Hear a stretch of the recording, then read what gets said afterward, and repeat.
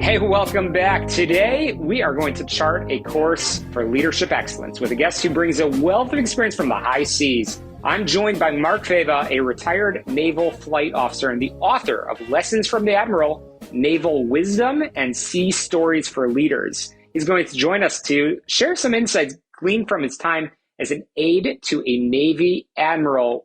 Mark, welcome aboard. It's great to be here. Thanks so much for having me. Absolutely. Your book draws a fascinating parallel between naval leadership and success in the business world. Mark, what sparked the idea to translate your military experience into actionable advice for business leaders? Yeah, look, what I figured out was, I was 6 years active duty and then 24 in the reserves. So when I'm in the reserves, I'm promoting as a naval flight officer, but I'm back in a law firm or in a corporate setting. And what I figured out was what was working on the reserves as a naval officer on the weekend worked in the corporate world, and it worked in the law firm. Same basic leadership principles. And I said, gosh, wouldn't it be great if I could share that with everybody else? And I thought about it for, 20 or 30 years and finally wrote it 2 years ago. So happy to have it finally come out.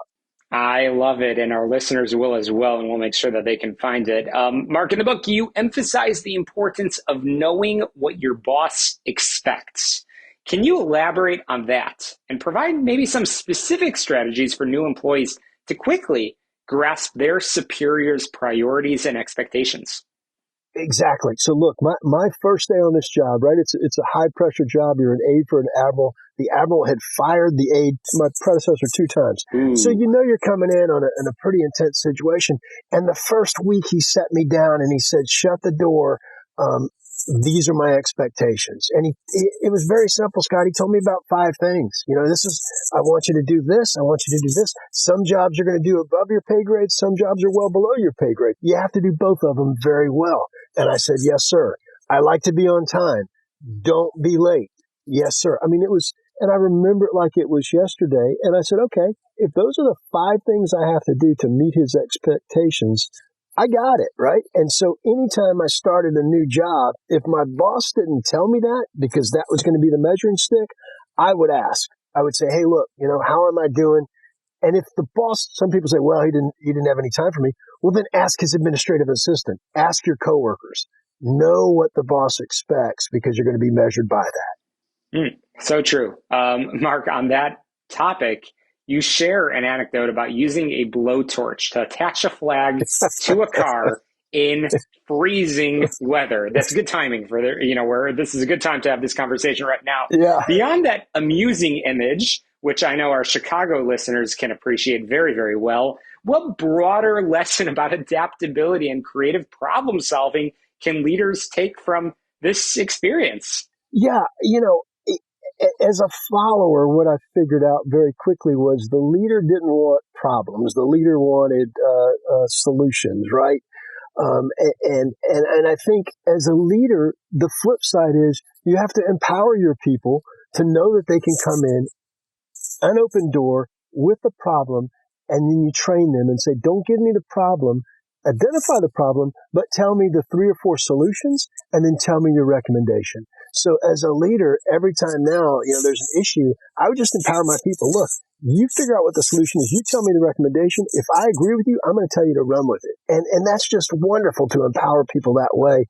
And the admiral did the same thing to me. The expectation was not to come in with a problem because, that's not what a good employee does. It's if you have a problem, identify the problem, come in with the solution, and then a recommendation. Yeah, I'm chatting with the author of Lessons from the Admiral, Naval Wisdom and Sea Stories for Leaders, but don't let that title confuse you. We're chatting with Mark Fava, again, a retired naval flight officer who is sharing some really, really invaluable insights gleaned from his time as an aide to a Navy admiral that are applicable, I promise, to each and every one of you that are joining us, regardless of what industry you may be in.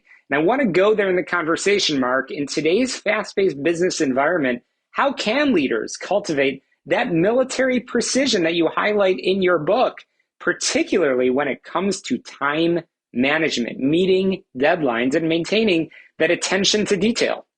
Yeah, I tell you, the transformation, and I'm sure you see this, but the transformation from the military to the law firm and the corporate world Mm-hmm. was, you know how it is in our Army or our Navy or our Air Force culture. I mean, when the clock hits noon, your time is up, right? If you got 5 minutes, you got 5 minutes. And I was just blown away both in the corporate world and otherwise that, that time management wasn't there. So I'm very clear to the people that come into my meeting. The meeting starts on time. You can come in 10 minutes early, but the door's going to be shut at noon. We're going to finish on time. And if you have 15 minutes on the agenda, don't come in with a 40-page PowerPoint. Come in with, 10 minutes of talking and expect 5 minutes of questions. And I think, again, if you tell your people that's your expectation, they like it, right? They understand that, hey, you better go in there. If he tells you 15 minutes, Fava's going to keep you to 15 minutes. And you better be there on time. And it's freeing for everybody because they know what you expect. And then everybody is on time and the job gets done. Absolutely. Mark, we're going to go to a break in a moment, but when we come back, we'll pick lots more out from your book and from your stories. But I want to leave our listeners in our 30 seconds remaining with one sea story or a piece of wisdom from your book that you hope listeners will carry with them. What will it be? Yeah, I always expect the unexpected, right? And if you know every day what your plan is, when the unexpected occurs, you're a lot better off because at least you knew the baseline plan and you're prepared to handle the unexpected. Well, I'm chatting with Mark Fava, retired naval flight officer, author of Lessons from the Admiral, Naval Wisdom, and Sea Stories for Leaders. I can end this part of our conversation with lots of jokes about the Navy. As many of our listeners know, I'm an Army guy, but I have to say that the Navy whipped us this year in the Army-Navy game, and so all the props to our brothers and sisters in the Navy. Again, I'm chatting with Mark Fava. When we come back, we've got a lot more small business, jobs, and entrepreneurship. Don't touch that dial.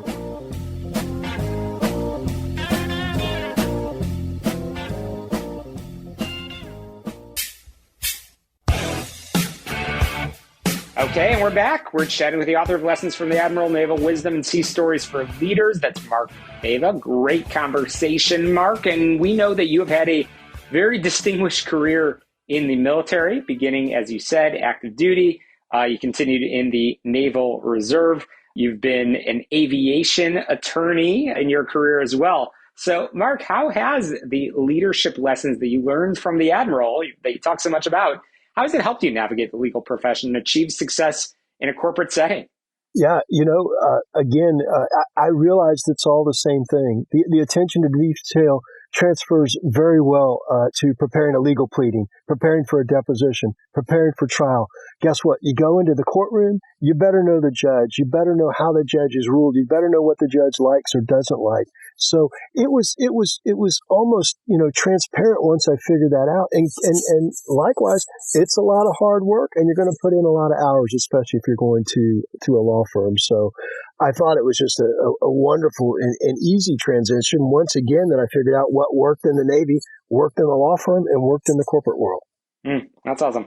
So, Mark, I want to actually go all the way back in time to you coming into the Navy. I mean, can you ever have imagined this career that you've had? Tell us a little bit about your story of service and why you came in initially. And I guess what lessons would you share with the young Mark that you've learned along the way? Yeah, and I've got 3 daughters, and they're all going through that phase in their life right now, one in graduate school, one in undergrad, and one in high school. But listen, I got there because I was looking for a scholarship to go out of state, and I ended up getting a lot of this is happenstance. And so what I would share with people is, everything typically works out 5 years later, just the way it should. I got to Chapel Hill on a Naval ROTC scholarship. By process of elimination, I said, boy, I don't want to be on a surface ship. I really don't think I can make it in the Marines, and I know I can't make it in a submarine. So let me just go aviation. And I did, and I ended up in a plane that tracked Soviet submarines in the Cold War. The guy I was working for is a mentor, a lawyer. I was the legal officer. He said, hey, why don't you come work on the Admiral's staff and become an Admiral's aide? I liked doing that. And then I said, look, I think I'm so interested in this, I might want to go to law school. So it was just, one little thing after another. Call it karma, call it fate, call it a blessing. And I worried about it all the time. I worried about getting out of the Navy. I worried about going into the reserves. But at the end of the day, it worked out incredibly well. And I was able to transfer the knowledge of being an aviator and flying with the legal concept and component. And then ended up getting a job as a chief operations officer at Delta Airlines 41 days before 9/11. And that made me an aviation attorney. What a journey, Mark Fava. I appreciate you joining us, and I don't want to give away all the secrets over here because you've got a lot of advice in the book, and I want to make sure we leave our listeners with that. Mark, how can folks find the book and perhaps get in touch with you? Absolutely. So the website, my book website is very simple. It's markcfava.com, all together, all one word. And you can find the book at every major online bookstore. It's online at Amazon. Just type in Mark Fava book and you'll find it. And same thing with the other major retailers, Barnes & Noble, Books A Million. And on the website, you can get in touch with me that way. There's a contact me form. Love to hear from you. Love to talk about the book. Absolutely. Well, you've shared so much great wisdom and advice, and really appreciate it. I hope it's inspired many of our listeners, not only in the lessons that you can learn, again, from unique careers like Mark has had, but also certainly we applaud and appreciate all the folks that step up to serve. And what a journey, and best of luck to your entire family, Mark. Thank you so, so much. And that's a wrap this week on Get Down to Business, the show all about small business jobs and entrepreneurship. Of course, we'll be back next Sunday at 6 p.m. right here on AM 560 The Answer. But you can also find all of our shows, 11 plus years, all available on my website, syklein.com, or your favorite podcast app. But do me a favor, make sure you rate and review on those podcast apps and get in touch with me. I want to hear what you think and what you want to talk about on your program. Again, you're listening to Get Down to Business to Success. Let's get down to business. We'll see you next week.